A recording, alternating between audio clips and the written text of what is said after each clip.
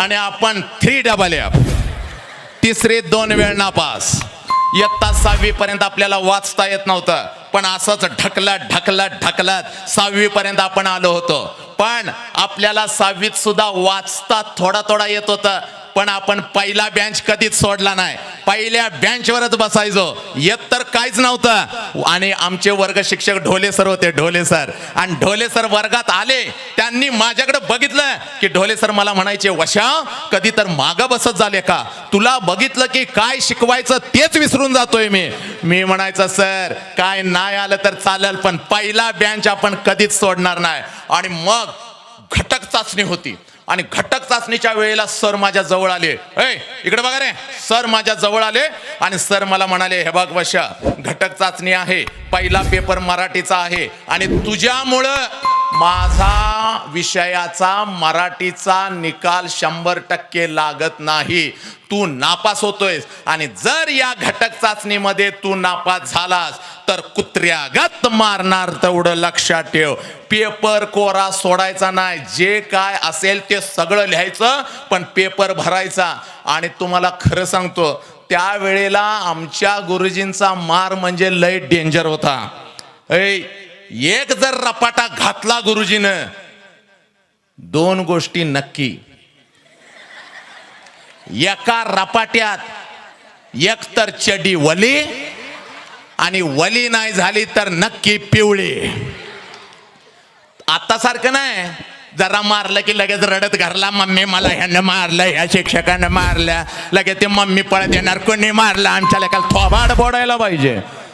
आमच्या वेळेला आमचं गुरुजी असं मारायचं, खाली घालून मारायचं. मग माझ्या डोक्यात आलं, आता सरांनी तर सांगितलंय कुत्र्यागत मारणार, आणि आपल्याला तर पेपरात काहीच येत नाही, काय करायचं? फक्त डोक्यात गुरुजीचा एकच शब्द होता, काय झालं जीव गेला तरी बेहतर, आपण काय करायचं, पेपर कोरा सोडायचा नाही. मग तेच रात्रभर डोक्यात. दुसऱ्या दिवशी परीक्षेला येऊन बसलो, हातामध्ये पेपर आला, 20 मार्काचा पेपर होता. परीक्षा, पेपर, आणि त्याच पेपरामध्ये असा प्रश्न असायचा, खाली ओळी सोडलेल्या असायच्या, उत्तर त्याच्यामध्येच लिहायचं. पेपर हातात आला, आणि पेपर हातात आल्यानंतर लगेच माझ्या डोळ्यासमोर ढोले सर आले. अरे सरांनी सांगितलंय पेपर कोरा सोडायचा नाही, नाहीतर कुत्र्यासारखा मेलास. मग सरांची आठवण झाल्यावर पेपर लिहायला मी सुरुवात केली. डोक्यात एकच होतं, पेपर कोरा सोडायचा नाही. मग पेपर कुठून लिहायला सुरुवात केली? संस्थेच्या नावाच्या वरती जी कोरी जागा असत्या, तिथनं पेपर लिहायला सुरुवात केली. कारण नियम होता, पेपर कोरा सोडायचा नाही. आणि मग तिथून लिहायला सुरुवात केली. पेपर सगळा पाठपुट निळा निळा निळा निळा करून टाकला. काय लिहितो तो माझं मला पण कळत नव्हतं. सर विचारात पडलो, वशा एवढं लिहायला काय लागलंय? पण चेहऱ्यावर असा एकाग्र भाव आणून असा पेपर सगळा निळा केला, आणि सरांच्या हातामध्ये पेपर दिला, आणि मला मार्क पडली 20 पैकी 2. 2 मार्क कुठं पडली? जोड्या लावा.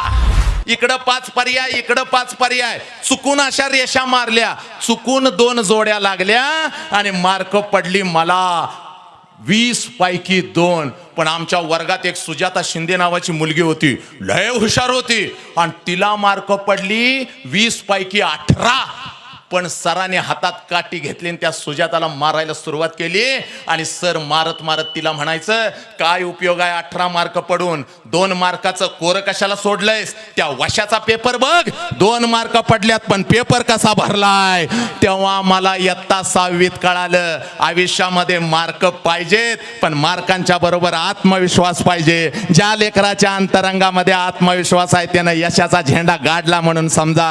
आणि म्हणून पोरानो, पहिला महामंत्र मी तुम्हाला देतोय, जेवढा अभ्यास कराल त्याच्यापेक्षा कितीतरी पटीने आत्मविश्वास तुमच्या अंतरंगामध्ये पाहिजे. लक्षात घ्या, हा आत्मविश्वास येणाऱ्या 1 तासामध्ये तुम्ही इथून घेऊन जायचा आहे. आत्मविश्वास प्रबळ पाहिजे, आत्मविश्वास. कारण मी बघतो, मुलं डॉक्टर झाली, इंजिनियर झाली, वकील झाली, वैज्ञानिक झाली, तरी सुद्धा तीच लेकरं आज आत्महत्या करतायत, तीच लेकरं आपल्या आई बापाला वृद्धाश्रमामध्ये ठेवतायत. म्हणून पोरानं सांगतो, मार्कांच्या बरोबर जर तुमच्या आयुष्यामध्ये काय हवं तर त्याचं नाव आत्मविश्वास आहे. आणि ऐका रे पोरांनो, पेपरात मला 2 मार्क पडले होते, पण ज्या वेळेला सध्याचा पेपर सरांनी तपासला, सध्या म्हणजे कोण, माझ्या बेंचवर बसणारा माझा लंगोटी यार, त्याचा पेपर जेव्हा सरांनी तपासला तेव्हा सरांना ताप आला, सरांना थंडी वाजायला लागली आणि सर वर्गात असं स्वेटर घालून आलं. मी म्हणलं सर आजारी पडला काय? सर म्हणलं अरे वशात तुला 2 तर मार्क पडल्यात, पण ह्या सध्याचा पेपर तपासत होतो, रात्री जी थंडी भरून आल्या अजून गेली नाही. देसाई डॉक्टरनं 2 इंजेक्शन इकडं केली, 2 इकडं केली, ताप काय माझा उतरना. डॉक्टर मला म्हणाले असं काय खाल्लं बाहेर? मी म्हणलं खाऊन नाही, पेपर तपासून मला ताप आलाय. कारण सध्यानं जे पेपरात लिहिलं होतं आजपर्यंत कुठलंच विद्यापीठ त्याचं विश्लेषण करू शकलं नाही. तर त्यावेळेला आम्हाला एक वाक्यप्रचार आला होता, वाक्यप्रचाराचा अर्थ सांगून वाक्यात उपयोग करा, 2 मार्काला होता. आणि वाक्यप्रचार काय होता? रसातळाला जाणे म्हणजे काय?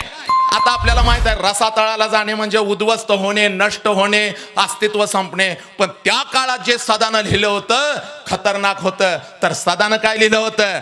रसातळाला जाणे म्हणजे काय? सदानं लिहिलं रसातळाला जाणे म्हणजे मटण वरती येणे.